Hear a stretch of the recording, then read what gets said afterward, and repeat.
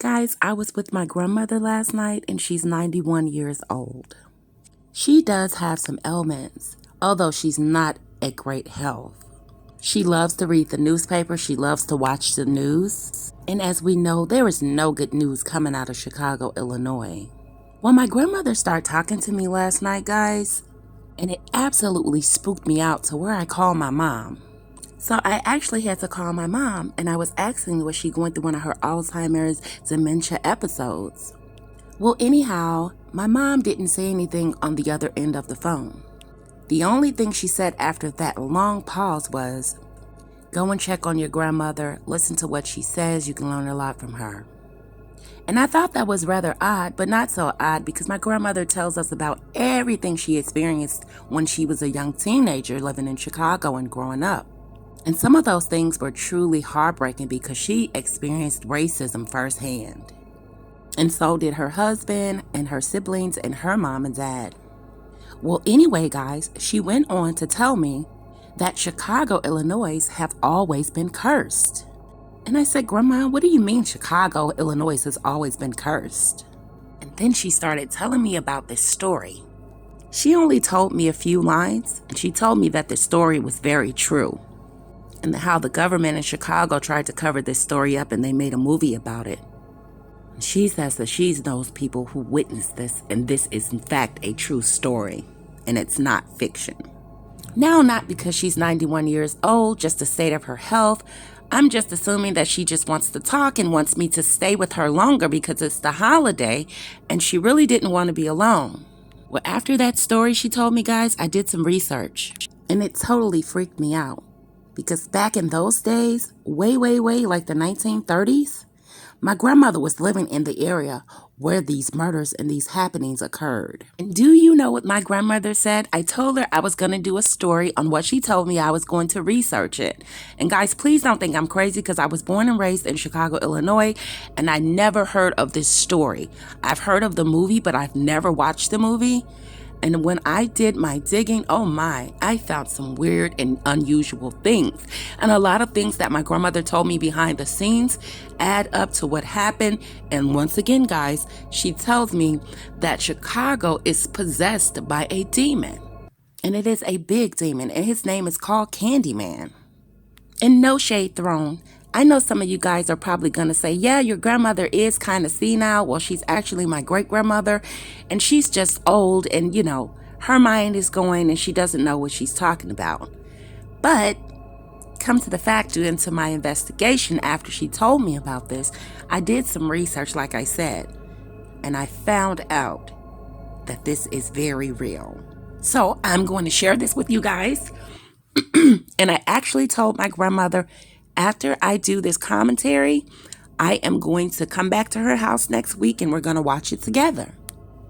So due to my digging, this was based on Clive Barker's short story, The Forbidden Film, and follows a Chicago graduate student completing a thesis on urban legend and folklore. And it led to the legend of the Candyman, the ghost of an artist and son of a slave who was murdered in the 19th century for his relationship with the daughter of a wealthy white man.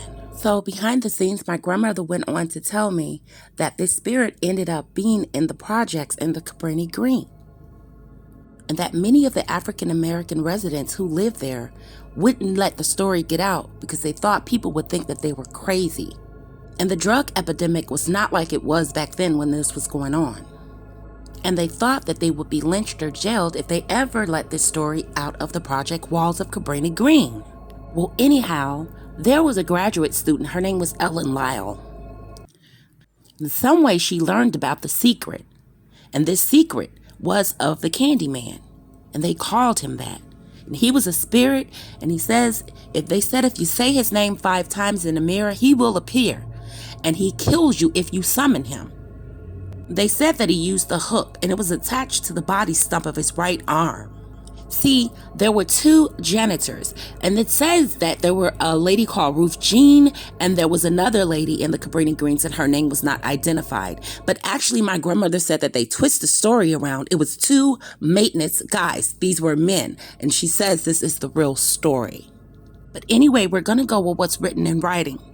I don't want to debunk what my grandmother said, but we're just going to go with what we see in front of us. Where there was an older lady, her name was Ruthie Jean, and she was a resident of the Cabrini-Green housing project at that time. And it was rumored to have been killed. She was actually killed by the Candyman. And see, it had gotten so bad that there had been 25 similar murders before her murder occurred. So Helen and Bernadette Walsh learned about this, and they decided to go ahead and check it out to see if it was accurate, because somebody else told them what Ruthie Jean had faced trying to summon the Candyman. So one day, Bernadette and Helen took a break, and they went up to Helen's apartment on the 6th floor. And Bernadette and Helen waited until 5:30 that evening when it was dark outside. So they decided to keep drinking and goofed around for a bit. So the last light they cut off was the bathroom light, and they stood there in the darkest of the night inside of that small bathroom. And the ladies were very skeptical, but decided to have peppermint schnapps while doing this. So skeptical, Helen and her best friend Bernadette and co-workers looked into the bathroom mirror and repeated the Candyman's name 5 times. And nothing happened.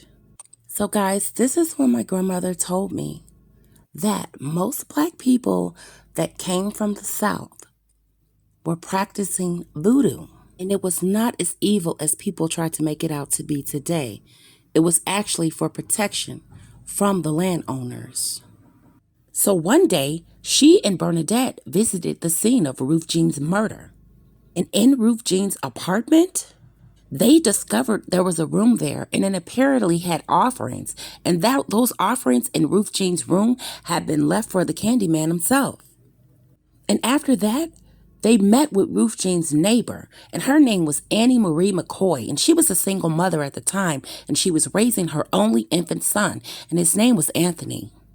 So that evening, Helen and her husband Trevor had dinner with the professor, and his name was Philip.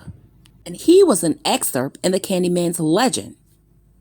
And he told them that Daniel Robothel was born the son of a slave in the late 1800s. He became a well-known artist, being sought after to paint portraits of wealthy white landowners and their families. So he painted a portrait of one of these particular family landowners, and he fell in love with one of his daughters. And when the landowner found out, he hired a lynch mob to kill him. And when they found him, well, they wanted to make him suffer. So when they caught up with him, they cut off his right hand and smeared him with honey. And this honey was stolen from a arepe attracting bees, and those bees stung him to death, allegedly. However, Daniel survived long enough to have his soul transferred into the mirror under the alias the Candyman, and this was by the landowner. His corpse was then burned in a pile of ashes and scattered across the land on which Cabrini-Green was built. So Helen then decided to go back to Cabrini-Green, and she was confronted by a gang. And the leader called himself Candyman, and he started to attack Helen. Helen, however, did survive her assault, and she identified her attacker to the police. And see, the police decided to assume that he was actually responsible for all the murders that were happening in Cabrini-Green. So a few months after that, Helen was walking to her car in the parking garage. She claimed she was again confronted by the Candyman himself again. And she says that he told her, just because she discredited his legend, that he must shed innocent blood to perpetuate. Helen claims that she blacked out when this occurred, but remembered it as it happened. She says that she woke up in Annie Marie's apartment and she was covered in blood. And at that time, Annie Marie, whose pet Rottweiler was decapitated, and the babies were stolen during that attack. So the police was called, and then the police arrested Helen, and she was just trying to defend herself. And then afterwards, Trevor bailed her out of jail. And Helen remembered when she returned to Cabrini-Green, she took some photographs. So she started looking at those slides when she first visited Cabrini-Green, and she claimed that she saw actual images of the Candyman. She says that he appeared inside Helen's apartment and he cut her neck and he caused her to bleed and pass out. But she does not remember going into her apartment. She remembers seeing him in the parking garage. When Bernadette arrives at Helen's apartment, the Candyman murders her. and then she was later framed for the crime. So after that, Helen is sedated and she's placed in a psychiatric hospital and she's strapped to a bed. So about a month after that, Dr. Burke interviews Helen to prepare her for her upcoming trial. And she attempts to prove her innocence by summoning the Candyman, and he appears and murders Dr. Burke, and that allowed her to escape the psychiatric hospital. So see guys, they tried to say because they made a movie that this never happened. And my great-grandmother told me, baby, they didn't just pull this up out of their backsides. And she always told me, believe something that sounds stranger than fiction, because it will be overlooked as exactly that, fiction. And she went on to tell me, actually things that are presented to us as fiction, those things are really true. And the fact that they put a title on it and they say that these things are fiction, they will be overlooked and not believed. But when in reality, these things are in fact true. She went on to tell me that fiction is just used as an excuse to people who know the truth. And like the saying is, guys, stranger than fiction. And so though the events of Candyman may have seemed like they could never have happened in real life, one story suggests otherwise, and that was that tragic murder of Ruth Mae McCoy. And see, at that time, guys, they tried to make Miss McCoy out to be mentally ill. And because she was an ill resident of the ABLA homes, and she was living on the south side of Chicago in those projects. And no allegedly needed. This happened in real life. And this happened on the night of April 22nd, 1987. A terrified Ruth called 911 to request help from the police. She told the dispatcher that someone in the apartment next door was trying to come through her bathroom mirror. Ruth stated to the 911 dispatcher that her cabinet in her bathroom had been thrown down to the ground. And see, at this time, the dispatcher said it confused her. And she thought that Miss McCoy was going crazy. Because see, at the time when this was happening, the dispatcher at that time didn't realize that Miss McCoy was actually right. See, at that time, narrow passages between apartments allowed maintenance workers easily access to other apartments. But see, this actually made a popular way of burglars in the project area to actually break into people's apartments by pushing in the bathroom cabinets and pushing them out of the walls to enter residents' apartments in the Cabrini-Green projects. So at the time of that 911 call, a neighbor reported hearing gunshots coming from Miss McCoy's apartment. And it was stated when Miss McCoy moved to Chicago, Illinois, she got a pistol from her father from the South, and she brought it with her for her protection, and she kept it in her apartment. So when those gunshots were heard coming from her apartment, the police rushed over and tried to break her door down. But they contacted their supervisor, and the supervisor told them not to break anyone's door down because they could be possibly sued by the residents if they'd done so. So 2 days later, after this alleged crime happened, the building owner superintendent finally drilled the lock 2 days later, and he discovered that Miss McCoy's body was laying face down on the floor, and she had been shot 4 times in her body. So this was told to me by my grandmother. They tried to cover this up, and they stated that, yeah, someone in fact did come through Ruthie Jean's mirror in the Cabrini-Green's apartments, and they came through trying to break into her apartment by coming through the mirror, the actual wall of the mirror, because there was an open space. So in the movie, they tried to make this lady out to be crazy, like she was really a mental patient, and that someone actually did come through, took her gun, and shot her as she was trying to defend and protect herself in her own little apartment in the projects. And this was one of the main reasons why they didn't want the secret to get out, because they thought in the beginning everybody would think that they were crazy. But these murders were happening in the projects in the Cabrini-Green, and no one had any real explanation to why these murders were happening, because whoever was inside of her apartment that day, they never walked out of the front door. And come to find out, her mirror was never moved. There was no opening in the wall in her bathroom. No such crawl space existed once the police went in and found her body. The mirror on the wall in the bathroom and the concrete was shut, and it was sealed. never like an opening that someone crawled through. And the police and the detectives knew because they secured the apartment for 2 whole days before they got the superintendent to come out and open up her apartment. And that's where they found her body. To see, in reality, there was no one allegedly inside the apartment because no one left the apartment because the apartment was closed from the inside and it was actually locked. And there was absolutely no way they could escape through the window because it was on the 6th floor. And the real fact, the detectives were surrounded by that building for 2 whole days. And they never seen anybody leaping up out of a window or crawling down the window to escape the murder scene. So shortly after Ruth Jean McCoy, Ruth Jean called the police and she died in her apartment in a similar fashion. And she called the police and they never came out to offer her any help. And so no one is quite sure how the details of McCoy's murder ended up in the movie.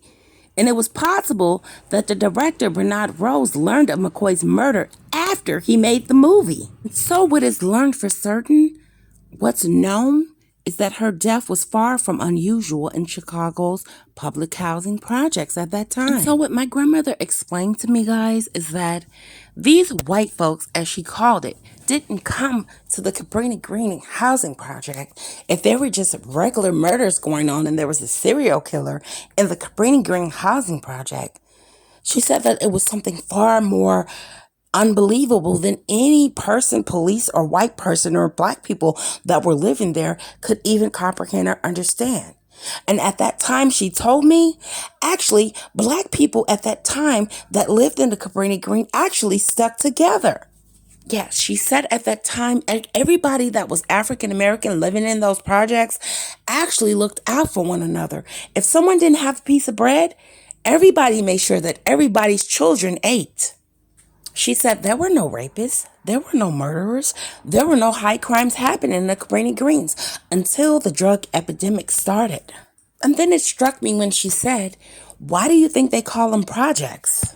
And I responded to her, "Grandma, I really don't know.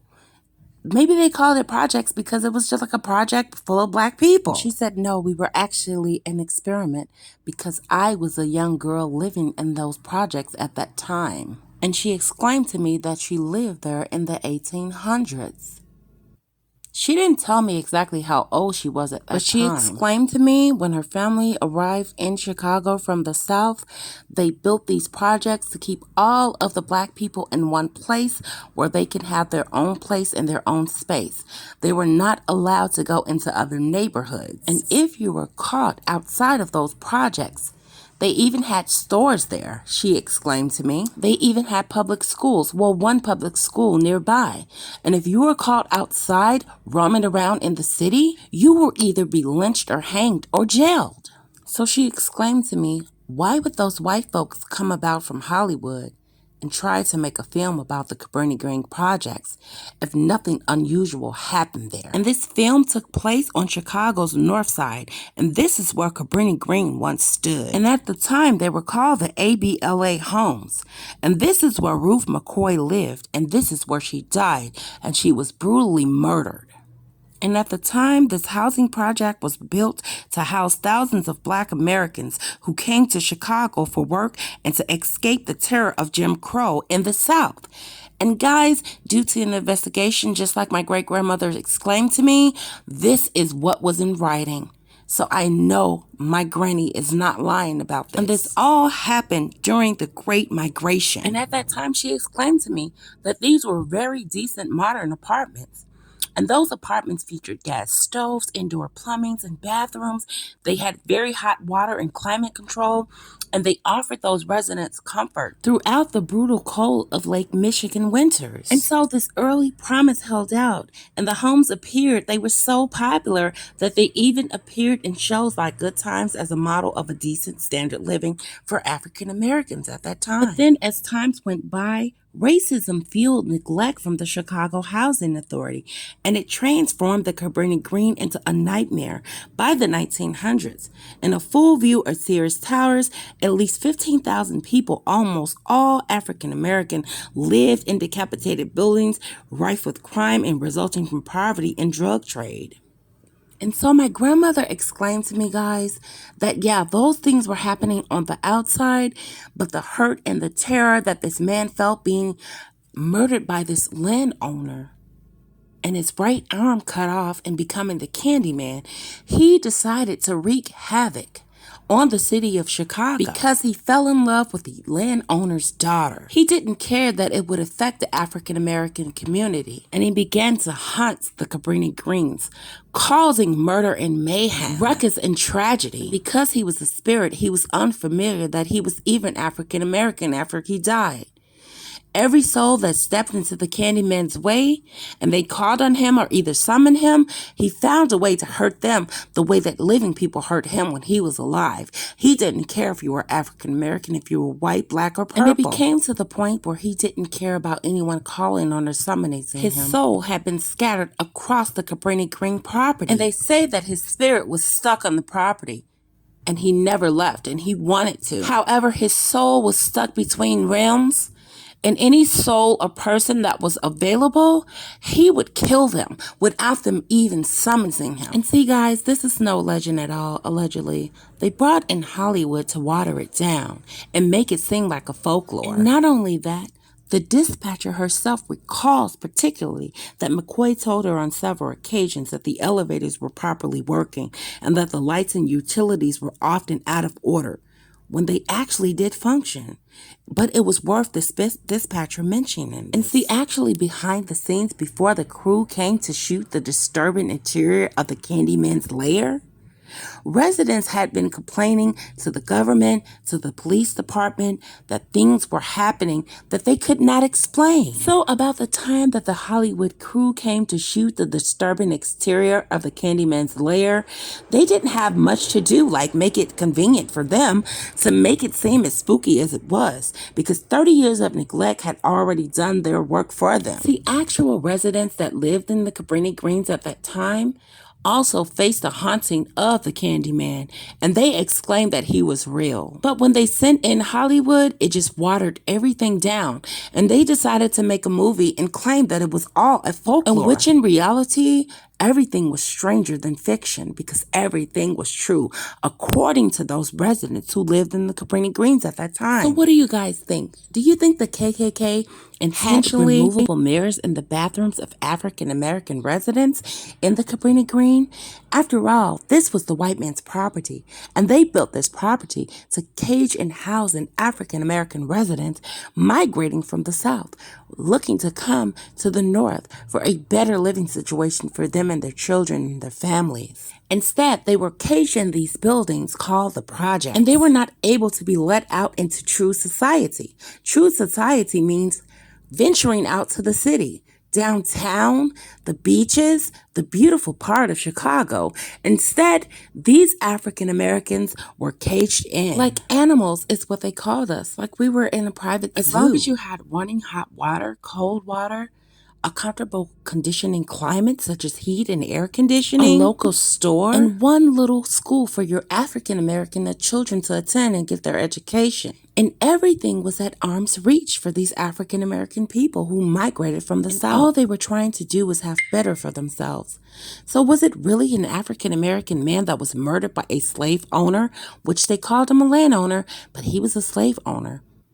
Did the slave owner that was murdered by these landowners actually come back and haunt his people in the Cabrini-Green's housing projects and kill African-American women, which he was in love with a white woman? These things cannot totally actually be explained other than the people who were there and they suffered at the hands of the so-called Candyman, or the people who even witnessed the murders or hauntings that happened around the property. See, what they kept out of the movie is that things were happening around the Cabrini-Greens that were unexplainable. And so when the drug epidemic began to come into the projects to further destroy the minds of the African American people, mothers, grandmothers, grandfathers, sons, fathers, sisters, brothers, this actually made the residents of these projects, not only the Cabrini-Green, but other projects, made to think that black people were crazy or insane. But however, the actual facts that would not be believable to the public were kept out of the Candyman's movie for a reason, because they were totally unexplainable and very, very disturbing to what actually took place behind the walls of the Cabrini-Green. And they want to know because Hollywood came in and watered the story down. Did Candyman actually exist? Was Candyman actually an African-American man who was murdered because he loved a slave owner's daughter? Or was he really a white man coming to kill and destroy all of the black people who decided to migrate here from the South for a better living for them and their families? And he tormented and taunted these people in this housing project that they built, the government, aka in Chicago, Illinois, known as the Cabrini-Green Housing Project. You guys decide. So I'm going to let you guys on a little secret that my grandmother told me. Actually, they took the story and they twisted the story around. Actually, there was a painter and she was a black woman.